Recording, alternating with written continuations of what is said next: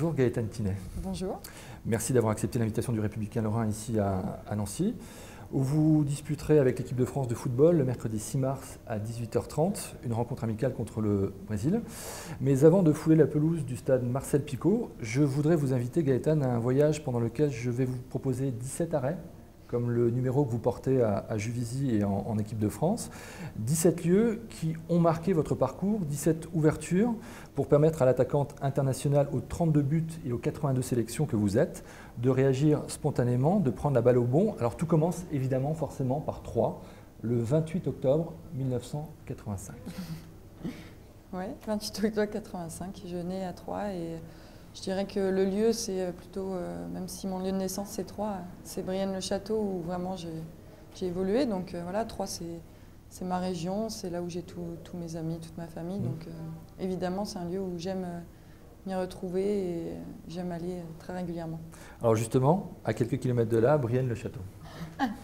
Brienne-le-Château, ben là c'est pour moi beaucoup de souvenirs parce que j'ai jamais voulu partir de Brienne-le-Château. J'ai attendu d'avoir mon bac, donc j'ai passé beaucoup d'années. Je me suis entraînée pendant 3 ans avec les seniors masculins pour pas partir. Et puis voilà, beaucoup de souvenirs parce que je suis très proche de ma famille et très proche de mes amis qui sont tous originaires de là-bas. Donc voilà, un lieu un peu mythique pour moi. L'an 2000, si je vous dis Saint-Mémy olympique. Saint-Mémy, ouais, une très belle époque pour moi. Mes débuts en D1, j'avais 15 ans et je jouais avec Marinette Pichon à l'époque, donc la découverte un petit peu du haut niveau, même si c'était très difficile parce qu'on jouait souvent le maintien, mais voilà, pour moi ça a été une étape très importante, une grande famille où j'ai rencontré beaucoup de monde et où j'ai eu le plaisir de jouer avec des filles que j'apprécie beaucoup. Malheureusement, je n'ai pas toujours l'occasion de les revoir, mais voilà, beaucoup de choses qui se sont passées là-bas. Nous sommes maintenant en 2006. Que vous inspire l'US Compiègne? L'US Compiègne.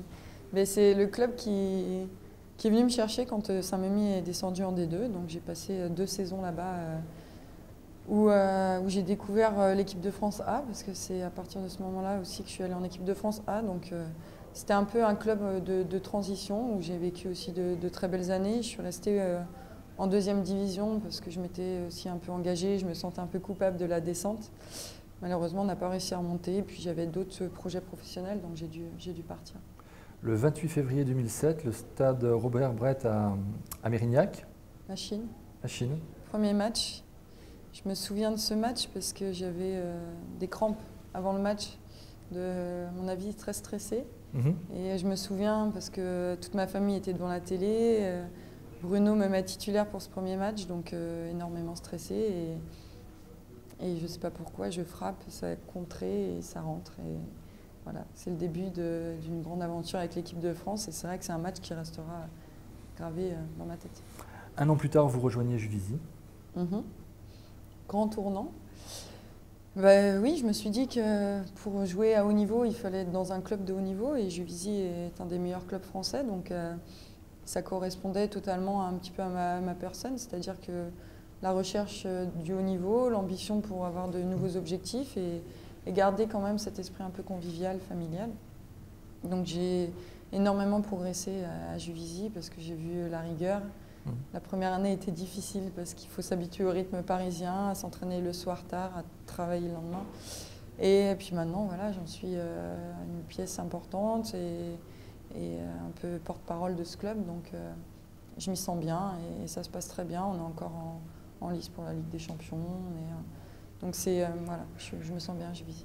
Une victoire 3-0 d'ailleurs ce week-end. Ce week-end contre Nord-Allier, une équipe un peu notre bête noire, parce que c'est celle qui nous a fait perdre des points en début d'année, donc qui nous a peut-être mis dedans pour la course à la 2e place. Mais en tout cas, on donnera tout jusqu'à la fin de saison pour essayer d'attraper cette 2e place. Petit détour par le 11 avenue du Tremblay, dans le 12e arrondissement à Paris, c'est l'adresse de l'INSEP. L'INSEP, oui, je m'en souviens. L'INSEP, c'était aussi un tournant, mais aussi dans ma vie sportive, parce que j'étais qu'avec des sportifs de haut niveau.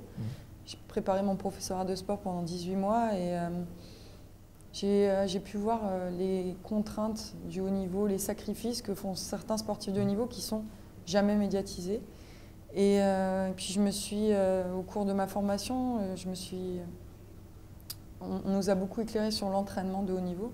Et du coup, dans ma tête, ça a un petit peu changé parce que je suis passée du foot loisir de haut niveau, entre guillemets, parce qu'on ne peut pas dire loisir, mais vraiment un peu plus d'exigence et la recherche extrême de la performance. Donc c'était vraiment complémentaire avec mon nouveau club Juvisy. Donc ça m'a permis aussi de me dire qu'il fallait peut-être réduire un petit peu cette notion de plaisir et de fête et d'amis et de famille et rentrer vraiment dans il faut que je m'y mette et il faut que je travaille dur pour y arriver. Donc ça m'a permis aussi de passer un cap.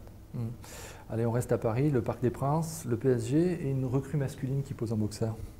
Qu'est-ce que ça vous inspire? Une recrue masculine qui pose en boxeur en ce moment, pas pour le club, mais pour un de ses sponsors. David Anatim. David bah ouais, David Beckham. Ouais. Ce qui se passe en ce moment autour de... Ce qui se passe en ce moment, c'est une star planétaire. Donc voilà, j'ai failli le rencontrer jeudi, mais j'ai pas pu m'y rendre. Mais voilà, une superstar, un bel homme sympathique qui joue très bien au football et je pense qu'il peut encore jouer quelques années tranquillement parce que c'est quelqu'un qui est irréprochable, qui travaille énormément. Donc je pense que c'est un modèle aussi bien dans le foot masculin que le foot féminin. Donc voilà, après c'est c'est un gros coup marketing de PSG, mais je pense que c'est surtout pour son côté professionnel qu'ils l'ont pris. Alors le PSG, on va passer au stade de Gerland et les professionnels de Lyon. Et le fait que vous, justement, ayez choisi de ne pas être professionnel. Mais ouais, c'est un choix. Après, je pense que ce que Lyon fait, c'est une très bonne chose parce qu'en équipe de France, on a une grande majorité qui sont lyonnaises. Et savoir que la majorité de l'équipe de France sont dans des super conditions et jouent des matchs de très haut niveau et remportent des titres, ça permet à l'équipe de France d'avancer. Donc c'est une très bonne chose. Maintenant, mon choix, il est personnel. Je pense que à Lyon, il y a assez de très bonnes joueuses pour gagner des titres. Donc moi, j'essaie de rester dans d'autres clubs pour permettre peut-être un jour de détrôner ce grand Lyon. Alors un club justement que vous appréciez particulièrement, le Camp Nou et Barcelone. Oui, Barcelone, même si là, c'est vrai que je pense qu'ils sont un peu en difficulté. C'est une équipe voilà, qui est techniquement très forte et qui pendant de nombreuses années a été au-dessus. Donc voilà, maintenant c'est vrai qu'ils sont dans une période un peu plus difficile où leur jeu devient un petit peu stéréotypé, mais je pense qu'ils ont quand même permis au football d'évoluer sur un certain registre, même si je pense que c'est un cycle qui va commencer à s'atténuer, mais ça nous a permis en tout cas pendant 3 ans de découvrir un nouveau football et voilà, sans dénigrer les autres équipes évidemment, mais je pense que ça va être compliqué pour eux dans les années à venir. Alors justement, football qu'on a découvert, en tout cas qu'on a encore découvert davantage à l'été 2011 en Allemagne. Ah oui, l'Allemagne, on en parlait encore ce midi et c'est vrai que ça a été une Coupe du Monde merveilleuse à vivre. Évidemment, il y a eu tout l'aspect médiatique autour qui a fait que le foot féminin a passé un cap, mais moi, en tant que joueuse et en tant que personne, émotionnellement, ça a été un moment unique, je pense qu'il restera unique. Une organisation sans faille des Allemands qui a fait qu'on jouait dans des stades pleins, ce qui ne nous arrive pas non plus tous les jours. Donc dans ces moments-là, on vit des émotions particulières et puis on arrive en demi-finale. Il y a un peu cette déception sur la fin où on perd la 3e place, mais la Coupe du Monde restera un moment d'exception et qui sera, je l'espère, très vite rattrapé par l'Euro cet été. Je posais la question à Vicente Lizarazu la semaine dernière, savoir quelle était, à l'occasion de ce match-là, on a fait un petit coup d'œil dans le rétro sur la finale de 98 et il me disait que le moment le plus fort pour lui, c'était peut-être l'entraînement du matin, c'est-à-dire complètement à côté de la compétition parce que ça leur a permis de désacraliser la finale et l'enjeu de la finale du soir. Vous, est-ce qu'il y a un moment particulier lors de la compétition en Allemagne, on viendra à Londres juste après, est-ce qu'il y a un moment en particulier dans la vie du groupe qui vous a marqué? Moi, ce que je retiens, c'est sur le terrain, mais c'est ce quart de finale contre l'Angleterre. Émotionnellement, ça a été au bout des choses. On sentait qu'on était au-dessus, mais mentalement, il y avait cette sérénité collective. En tout cas, moi, je le ressentais comme ça, qui faisait qu'on ne pouvait pas perdre. Et ce sentiment un petit peu de puissance collective, c'est un moment un peu unique et qui a fait qu'on est allé au bout des choses. Et même en ratant le premier penalty, on finit par gagner. Donc voilà, tout le scénario de ce match fait que voilà, il y a un état de puissance qui est génial. Et le soir, quand on est rentré à l'hôtel, il y avait tous les supporters, donc on s'est tous retrouvés. On a vécu ensemble la défaite de l'Allemagne qui faisait qu'on était qualifiés pour les JO. Donc tous ces moments entre le match et la fin du match et la soirée étaient juste magiques. Et on l'a vécu entre nous et c'était voilà, des émotions. Alors justement, on traverse la Manche, Londres l'été suivant. Londres l'été suivant, une compétition aussi hors norme, les Jeux Olympiques, un peu la découverte de ce qu'est les Jeux Olympiques. Et c'est vrai que c'est pas tous les jours qu'on joue cette compétition-là, même s'il y avait un petit peu cette frustration de ne pas être dans le village, d'être ailleurs.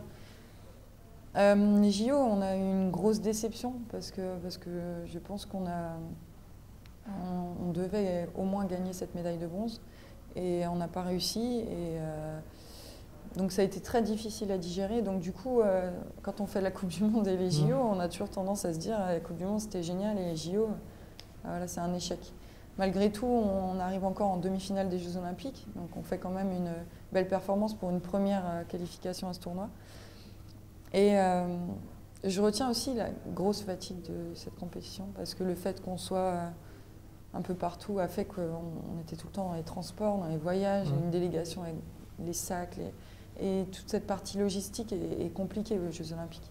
Donc magnifique quand on se qualifie pour la demi-finale, qu'on arrive au village. Voilà, beaucoup de moments positifs, mais très très déçu de ne pas avoir de médaille, donc très compliqué à digérer. On revient en France, un lieu mythique pour le coq que vous portez sur votre survêtement, Clairefontaine.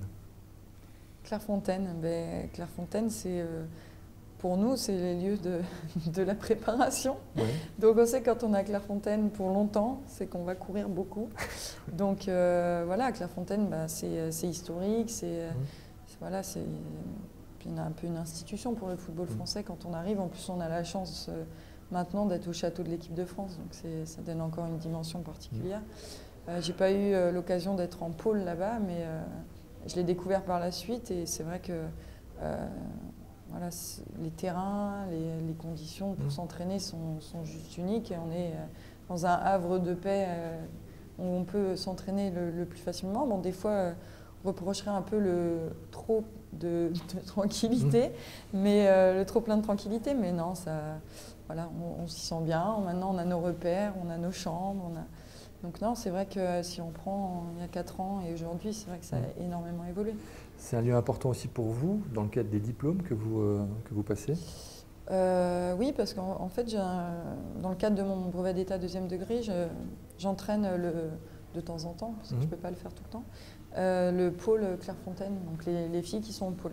Donc je me retrouve aussi de temps en temps dans le but de ce diplôme. Clairefontaine, on passe au 87 boulevard de Grenelle, dans le 15e, le siège de la Fédération française de foot.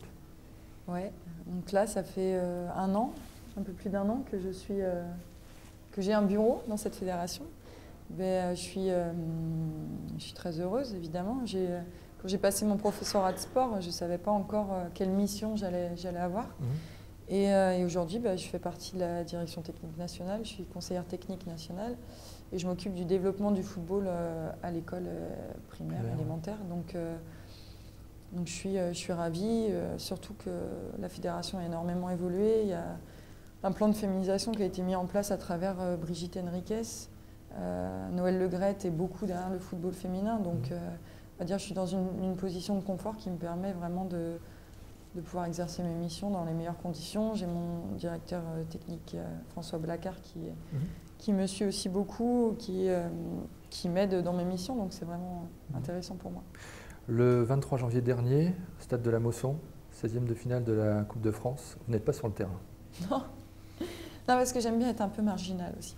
Et en fait, je suis consultante sur Eurosport depuis cette année. Et donc avec Arnaud Simon, qui s'occupe directeur des sports, on a eu une petite discussion, il voulait que je sois consultante. Et moi, je ne me voyais pas commenter des matchs contre des équipes contre lesquelles je pouvais jouer. Je ne me voyais pas critiquer ou non le jeu d'une équipe féminine, donc c'était compliqué. Et donc on avait convenu d'un accord où je commenterais des matchs de garçons. Et donc premier match de Coupe de France, Montpellier-Sochaux, premier micro et voilà, je me suis lancée, je ne me suis pas trouvée très, très bonne. Voilà, il faut savoir progresser, se remettre en question. Mais pour une première, on va dire, ça a été, mais peut mieux faire. Alors, allez, on va passer sur 2 adresses virtuelles avant de revenir en Lorraine, Facebook et Twitter. Ouais. Qu'est-ce que vous y faites? J'y fais pas grand-chose. En fait, j'étais pas trop Facebook, pas du tout même. Je trouve que c'est un peu entré dans la vie privée des gens. Et Twitter, je connaissais pas. Et en fait, il s'est avéré que plusieurs comptes ont été créés à mon nom. Et j'ai une amie qui travaille sur Paris un petit peu dans tout ça, qui connaît énormément, qui travaille pour un magazine et qui utilise les réseaux sociaux et qui m'a dit il faut contrôler les choses. Donc je me suis laissée embarquer et donc c'est elle qui gère un petit peu tout ça. Et donc du coup, plutôt que tout le monde parle pour moi, parce que des gens qui parlaient vraiment pour moi, j'étais obligée de faire donc une page officielle Facebook, une page officielle Twitter. Et donc de là, je me suis mis un peu dans le jeu Twitter plus que Facebook. Tout est en lien, ça bascule, enfin il y a un truc, tout se passe très bien. Voilà, je ne suis pas encore assez opérationnelle pour Twitter, j'ai du mal à avoir le réflexe, mais j'essaye, je fais mon maximum. Allez, dernière et 17e station, on revient en Lorraine et à Nancy. Qu'est-ce que ça vous inspire? Eh bien, Nancy, c'est pas un endroit où je suis venue énormément jouer. Je pense que le public est très accueillant. On l'a vu dès ce matin à notre entraînement, il y avait déjà un petit peu de monde dans les tribunes. Je sais qu'il y a beaucoup de places de vendues pour ce match. Bon, après, c'est sûr qu'en plus, France-Brésil, c'est une affiche qui fait un petit peu rêver. Donc, on a la chance que voilà, le président de Nancy voulait aussi avoir un match féminin. J'ai eu l'occasion de le rencontrer plusieurs fois à la fédération et c'est vraiment quelqu'un qui nous suit et qui est derrière le football féminin. Donc, c'est une très bonne chose. Et Nancy, moi je suis très contente parce que c'est à 1h30 de chez moi et du coup j'ai ma famille qui veut venir. Donc tout ce qui est Est, Nord, ça se passe bien, je suis ravie. Merci beaucoup. De rien.